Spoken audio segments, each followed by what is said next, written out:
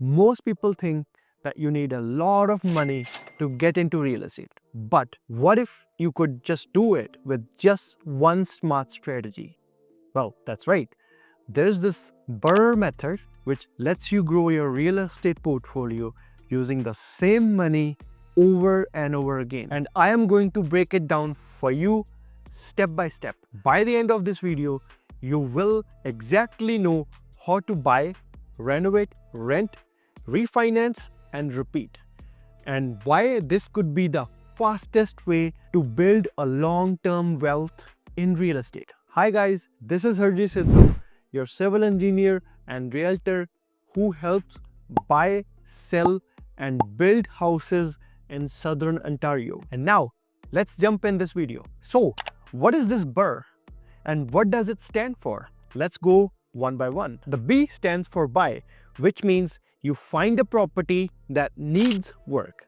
And then the second R stands for rehabilitation or renovation.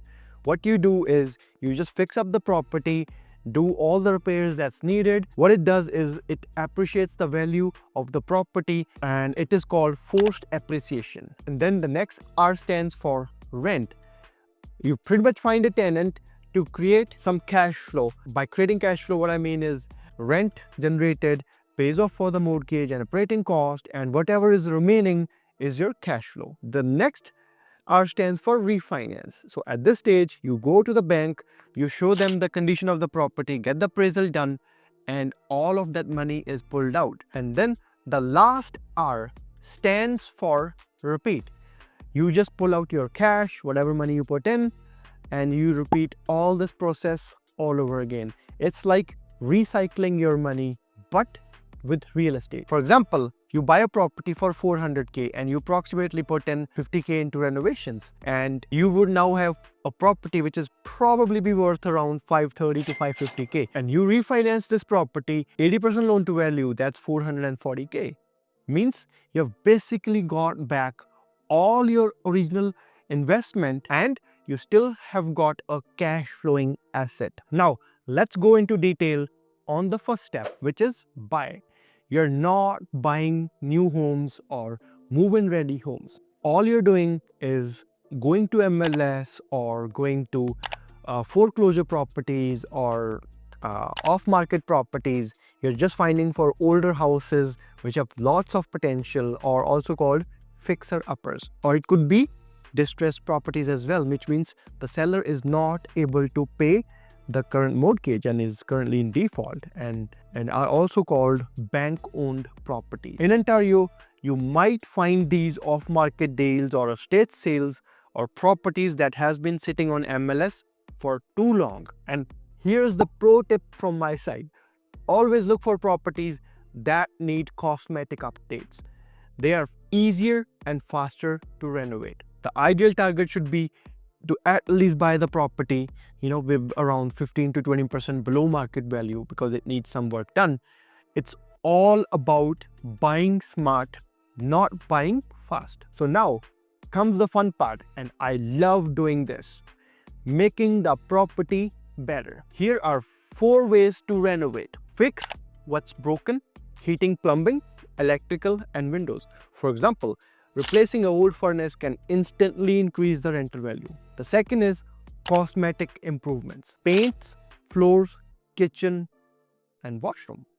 A new coat of paint or modern fixtures can give you instant ROI. The third one is then spatial improvements, like open up the walls. It could be load bearing or non-load bearing, which would end up creating more usable space for you. For example, one of my clients last year, what they ended up doing was, we bought a bungalow. It had 2 bedrooms on the main floor, but there was lots of space to add a 3rd bedroom in there. And this is exactly what they did. They added a 3rd bedroom in there. After renovations, it was able to appreciate, and they were able to refinance some of their money out. And on top of it, turning it 2 bedroom into a 3 bedroom also increases the rental potential of that property. And then the fourth one is extensions, which is pretty much adding square footage to the house. This option is the most expensive, but it has also have more bigger upside. For example, you can build a legal basement dwelling unit, or you can make a garden suite. Whatever makes more sense for you, that can help you out in there. So once the renovations are done, it's time to rent it out. Focus on cash flow at this point.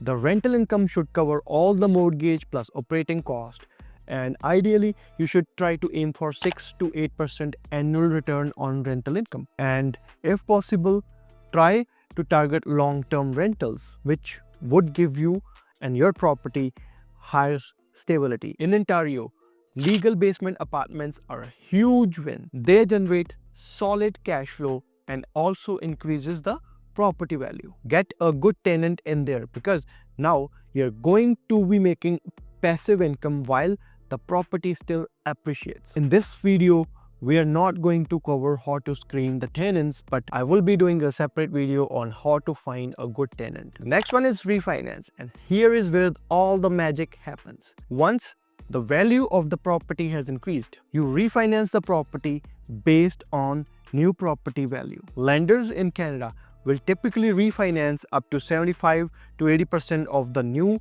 value of your house. You take that cash out and use it to buy your next ideal deal.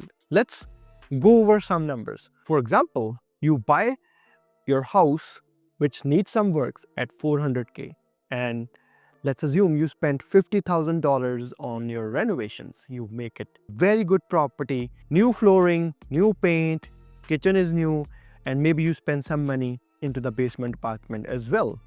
So let's assume you spent $50,000 into that. And now after appraisal, the value of the property goes up to $550,000. So what you can do is you can refinance up to 80% of your loan to value, which means you'll be refinancing up to $440K. So your original mortgage was $320K. So at this point, you have taken out $120,000. So let's go over all the money you put in. You put in 20% originally down payment, which is like $80,000. Assume closing cost of 3%, which is another $12,000. And your renovation is $50K. Your total cost adds up to $142,000. So all of your money is out and you have only got $22,000 stuck in this deal. While the property is on rent, it is generating positive cash flow while paying its mortgage and operating expenses. At this point, you have basically recycled your down payment. You just go out there, buy a next property, and you do the same. And every property is gonna help you create some equity. For example, we buy a property at refinance, we were able to gain $90,000 to $100,000 equity in this deal. And you recycled all of your money out, only $22,000 stuck in this deal, while you still have 20% equity. I mean, you own 20% equity of your $550,000 property at this point, which is going to be $110,000. And now the next one is repeat. You take out all the money that you have pulled out, you pretty much go out there and repeat the process from step one. You buy another undervalued property, fix it, increase the value, rent and get the cash out, and find another property. Over time, you will be building a portfolio all using the same original capital. And this is how BRRRR works. You build equity, generate cash flow at the same time. The more you repeat it, the faster your portfolio grows. BRRRR works, but it is not foolproof. There are a few risks that I would like to go over with you. The first one is overpaying. Always do your proper market analysis first before going ahead and buying the property. The risk number two is over budget on renos.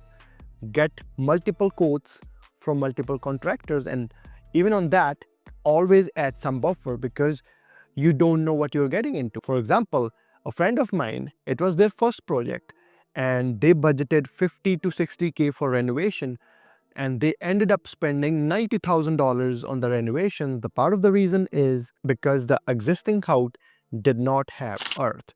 So they had to do a bunch of electrical works all over again to run the earth connection all across the house, and there was some issue in the plumbing as well. So they probably spent $10,000 to $15,000 just in plumbing, which is almost double, actually more than double what you would typically spend on projects similar to those. And then the risk number 3 is refinance issues. Work with a broker very early on, and I would recommend having a very trustworthy mortgage broker prior to buying the property, before going through the whole process. He will help you finance it, because in most of these deals you would go for private lending to reduce your mortgage break penalties. In private lending, it is the interest rate is higher, and there is some lending fee that you would have to give in at the time of your closing, but there is no penalty. You can pretty much refinance the property at any time with any bank and pay off this private lending, and that's how it would work for you. At the end, all I would say is, if you know what you're doing, if you have a realtor who really knows what he's doing, it would be one of the safest ways for you to build wealth. And this strategy have changed the game for a lot of our clients, and it can do for you as well. So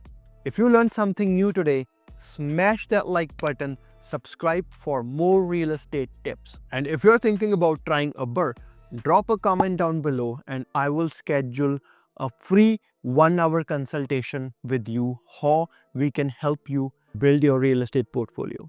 And let me know down in the comments if you have used this strategy before anywhere in the world.